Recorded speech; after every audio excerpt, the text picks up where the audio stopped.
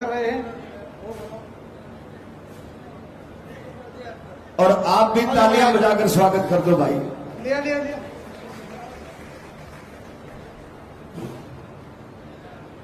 अब मैं अपील करता हूं युवा दिलों की धड़कन बहुजन समाज पार्टी के राष्ट्रीय कोऑर्डिनेटर विमान जी के विश्वास पात्र माननीय आकाश आनंद जी वो आए, उससे पहले मेरे साथ नारों में मेरा सहयोग करेंगे।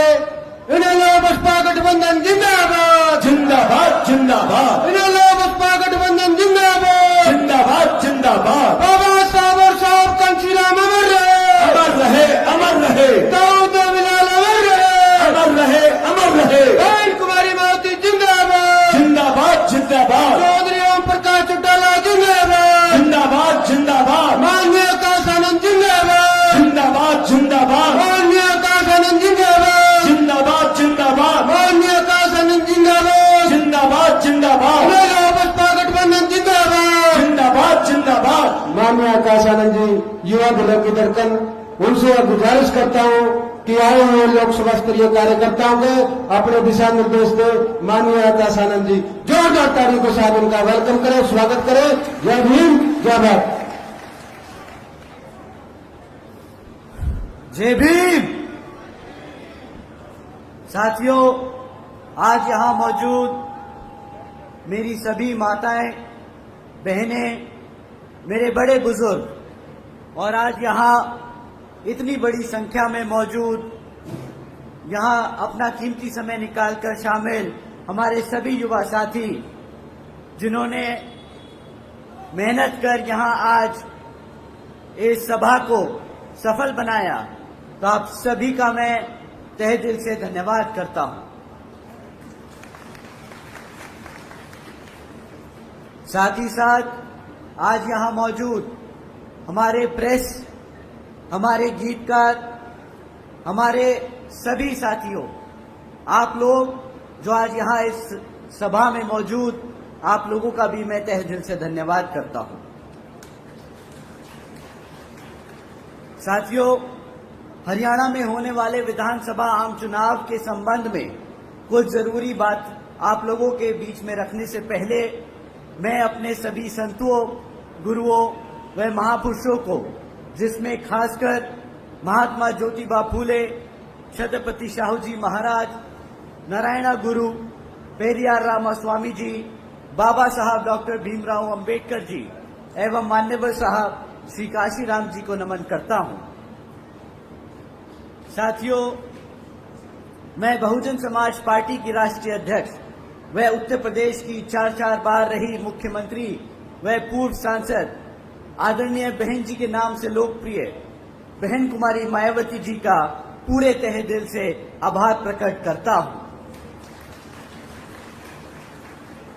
साथियों, जिन्होंने अपनी पूरी जिंदगी बामसेफ, DS4 व BSP के जन्मदाता एवं संस्थापक मान्यवर साहब श्री काशीराम जी के बताए हुए रास्ते पर चलकर परम पूज्य बाबा साहब डॉक्टर भीमराव अंबेडकर जी के मानवतावादी व आत्मसम्मान एवं स्वाभिमान के मूवमेंट के कारवा को अपने आजीवन त्याग, तपस्या व कड़े संघर्ष के जरिए एक नई राजनीतिक ऊर्जा, शक्ति व पहचान दी है तथा उत्तर प्रदेश जैसे विशाल व महत्वपूर्ण राज्य में 4 बार अपनी पार्टी BSP के नेतृत्व में सरकार बनाकर खासकर बहुजन समाज के लिए एक ऐसी मिसाल बन गई जिससे प्रेरणा लेकर करोड़ों लोग आज यहां हरियाणा में भी सामाजिक परिवर्तन व आर्थिक तरक्की के मिशनरी कार्य से जुड़ चुके हैं।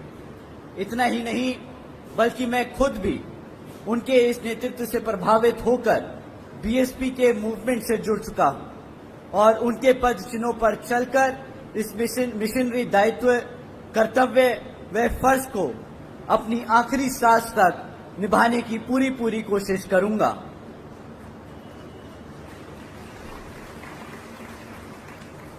साथियों, मैं हमारे alliance partner Indian National Lokdal NLO के संस्थापक एवं पूर्व उप प्रधानमंत्री श्री चौधरी देवीलाल जी को तहे दिल से नमन करता हूं। साथ ही एनएलओ के राष्ट्रीय अध्यक्ष श्री ओम प्रकाश चौटाला जी और आज हम सबके बीच में मौजूद एनएलओ के राष्ट्रीय महासचिव और हमारे गठबंधन की ओर से हरियाणा प्रदेश के मुख्यमंत्री के उम्मीदवार श्री अभय सिंह चौटाला जी का भी तहे दिल से स्वागत और आभार प्रकट करता हूं। साथियों, आप लोगों के बीच में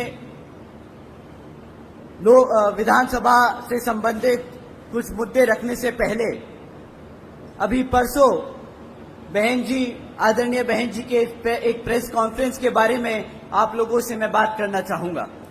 साथियों, आप लोगों ने शायद सुप्रीम कोर्ट का एक अभी जजमेंट आया है SC/ST रिजर्वेशन के ऊपर, शायद आप लोगों ने उस चीज पे ध्यान ना दिया हो, परंतु बहन जी ने प्रेस कॉन्फ्रेंस कर इस पे अपने विचार आप लोगों के बीच में रखे। मैं उनके बात को आप लोगों के बीच में समक्ष में रखना चाहूंगा।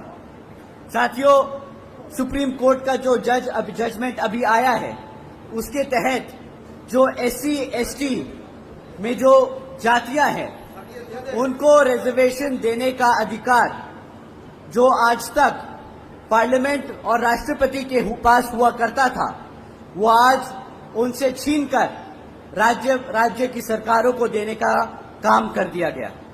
साथियों, इससे हमारे सभी SC/ST भाइयों का जो नुकसान है वो आप लोगों के बीच में मैं रखता हूं। साथियों, जब ये जजमेंट दिया जा रहा था तब माननीय सुप्रीम कोर्ट ने सभी राज्य की सरकारों से अपने वकीलों को कहा था कि भाई आप लोग अपने वकील हमारे सामने लाए और अपना प्रस्ताव रखें, अपनी मुद्दे रखने, अपनी बात रखें कि इस जजमेंट पे हम अपना डिसीजन ले, उससे पहले आप अपनी बात बताएं कि आपका क्या कहना है। साथियों, कांग्रेस के वकील वहां मौजूद थे, भाजपा के वकील मौजूद थे और उस जजमेंट से पहले किसी भी एक पार्टी के वकील ने उस जजमेंट पे हमारे SC/ST भाइयों का हित में एक भी शब्द नहीं बोला। साथियों, आखिर में माननीय सुप्रीम कोर्ट ने जजमेंट पास किया कि जो आरक्षण की सुविधा है SC/ST भाइयों को, जिन जातियों को सुविधा है, वो अब सुविधा वो जातियां राज्य सरकार तय करेंगी। साथियों, अब इससे क्या होगा, जो राज्य में सरकार सत्ता में है वो अपने मन मुताबिक SC में जो जातियां हैं उनको रिजर्वेशन देगी और अगर चाहेगी तो आपसे उन जातियों से रिजर्वेशन छीनने का काम करेगी। साथियों, इससे ये जितनी भी सत्ता में रही सरकारें हैं, ये हमारे SC/ST समाज के भाइयों में मनमुटाव व आपस में झगड़ा कराने का काम करेगी। ये जिनको चाहे उनको रिजर्वेशन की फैसिलिटी देंगी और जिनको चाहे उनसे रिजर्वेशन छीनने का काम करेगी। साथियों, बाबा साहब ने किसी कारण ये जो ताकत थी, ये जो शक्ति थी, ये पार्लियामेंट और राष्ट्रपति जी को दी थी, परंतु इन कांग्रेसियों और भाजपा के लोगों ने जानबूझकर ये डिसीजन अपने हित में कराया है ताकि वो आपका रिजर्वेशन छीनने का काम करें। तो साथियों, जब ये कांग्रेसी और भाजपाई आपको लाल किताब दिखाकर बोलते हैं कि हम कॉन्स्टिट्यूशन बचाने आए हैं, हम संविधान बचाने आए हैं, तो साथियों, ये ऐसे जजमेंट पास कराकर आपसे आपके हक को छीनने का काम कर रहे हैं, आपके हकों को छीनने का काम कर रहे हैं। तो साथियों, आपसे विनती है कि आने वाले विधानसभा आम चुनाव में ना ये कांग्रेस ना ये भाजपा आपकी हितैषी तो सिर्फ एक यहाँ पार्टी बसपा और NLO। तो आने वाले विधानसभा में